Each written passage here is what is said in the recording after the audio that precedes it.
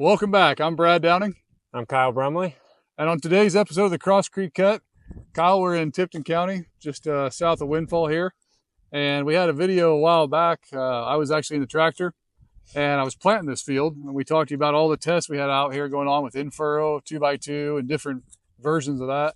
Today, we're actually sitting here in the in-furrow test of where we're testing different products and different mixes that we've come to you guys for the last 3 years with this same setup.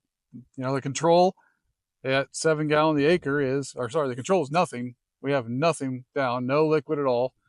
And we still have our 2x2 turned on. Over here, we have program 1 at 7 gallons. And over here, we have program 2 at 7 gallons. So Kyle, tell us a little bit more about what you got going on here. Yeah, so what you're looking at here is we're exactly 1 month after planting. So this was a May 6th planted field. Static population of 36,000 on 6374 non-GMO. Much like what we've been seeing all year, what you guys have seen from a lot of our videos, in-furrow is just, it's paying. I mean, it pays every year, but a year like we've had this year, cooler temperatures, you know, a lot of rainfall. This field we're in right now got another inch of rain on it last night. Yeah, we were sitting at about 30-mile-an-hour wind right now with gale force. Yeah. Hope you guys can hear us. It's great out here. So like our soybean video, we took some canopy closure with our canopy closure app. So what we're looking at here on our control, the no in-furrow, 11.65% canopy closure. Program 1, we're looking at 23.3% canopy closure. And on program 2, we're looking at 27.6% canopy closure. And I think that's pretty evident. You guys can just see just overall leaf length, stalk diameter, really getting into those nodal roots. Yeah, and the big thing with program 1, if you guys want to know what program 1 is, at 7 gallon the acre, it's 2 gallon of ignition.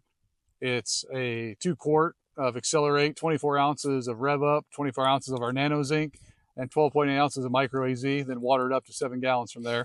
Program 2 is 2 gallons of ignition, a quart of start right, a pint of nanozyme 2.0, then 24 ounces of nano zinc 9%, and 12.8 ounces of micro AZ, then watered up to 7 gallons from there.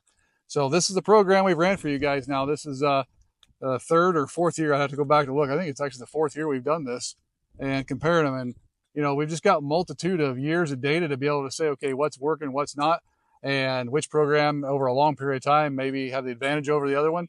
But I can honestly tell you, Kyle, I mean, we've walked this field. I've side dressed this whole field. You were out here doing tests a couple days ago in it. If you don't have liquid on your planter, this is what you're dealing with right here. And, you know, we're going to take this to yield again, but after 3 years of doing this, and this will be the 4th, liquid in-furrow is paid out every year, every time.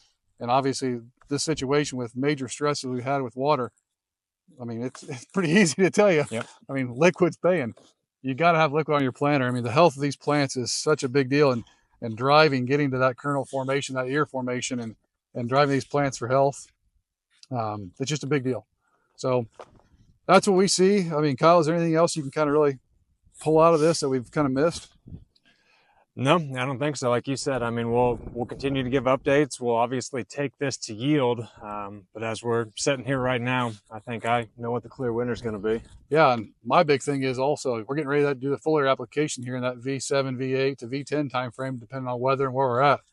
I mean, guys, this will get to V8 to V10 a lot quicker than this is going to get there. And, you know, we're going to have a lot more healthier plant. The chances of needing fungicide or insecticides or anything like that with our foliar program, this is a big deal. So these are a big deal as well.